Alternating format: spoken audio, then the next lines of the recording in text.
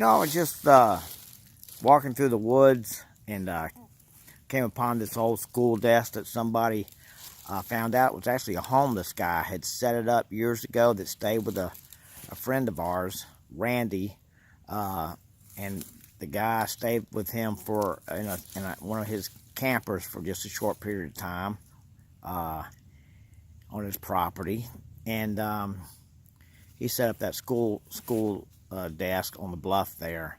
But I was just looking at some pictures of Indians, Apache Indians, and I'm thinking about what happened to all these Indians, and I think about the evil. And there's only one way to describe this type of Christian people. I'm not talking about the deeply religious Christians that really have love for people and a selfless compassion and love for people. I'm talking about these types of Christians that elected Donald Trump. And I'm talking about Donald Trump himself and his whole staff. I'm talking about the vice president. These people have a Christianity that's just is evil. It's self-enclosed. All these types of Christians walk around with this conditioned mind, and they see things through this realm of their conditioned mind. And anything that's, like Indians or some guy that's here from India that's, like Osho, that fellow Osho. I mean, these people are all considered, and people like me are considered evil by them, and they're the ones that are evil. They're the ones that really are truly wicked evil, and they're always seeing things through this self-enclosed mind and through this self-enclosed conditioned brain, and that's how they observe everything. And anything outside of that realm, they don't like it. They judge it and they reject it, and they've brought harm to so many. I mean, look at the witch trials, the Salem witch trials. I mean, it's just unfathomable. The people who have suffered, including me, Christians have tried to basically crucify me because of my rejection of Messianic religions. And I tell you, I'll never stop doing it till the day I die, because I think the only hope for humanity, for this earth, for the wildlife, for nature, for anything that's going on in any of the beauty of the world today, to ever come about any sort of harmony, any sort of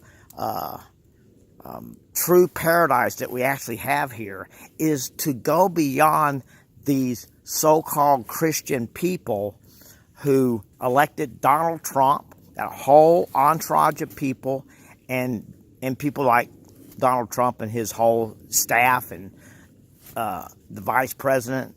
I mean, it's just, look at the vice president. He's just ignorant. He talked about evolution being a theory, and he goes through this thing about evolution, the theory of evolution, how, creationism should be also taught in schools and so forth. I mean, this guy has not a clue about evolution. They also have not a clue about man-made contributions to the greenhouse effect and global warming. It would be like explaining to one of these so-called Christian people. It'd be like explaining some mathematical equation that solves the volume of a heart-shaped pool. And you show them this calculus, it's integral calculus, and they go, oh man, there's no way that could work. And they probably say, that's evil, man. That stuff there is evil. I mean, because they don't understand it. So, I mean, can you imagine these kinds of people running the world and running the field of surgery and medicine and science? Well, of course, they don't have anything to do with science.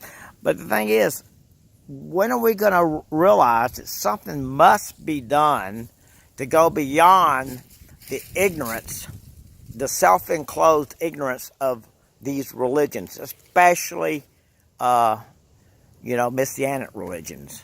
in all religions, but we must, in this country, in America, get past this stupid Christian crap.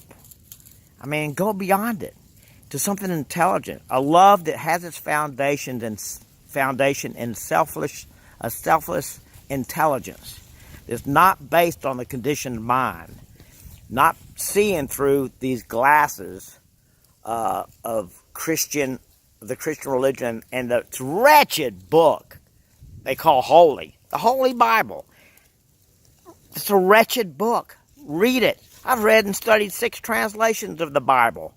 It's a wretched book. It's not a holy book. It's far from a holy book as you can get. You can't get any further from a holy book except maybe the Quran, the so-called Holy Quran.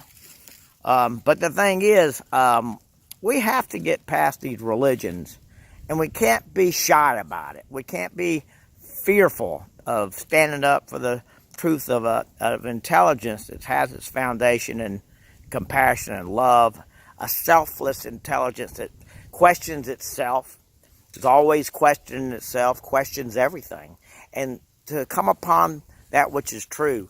A truth is always changing. So, peace out, man. Bye.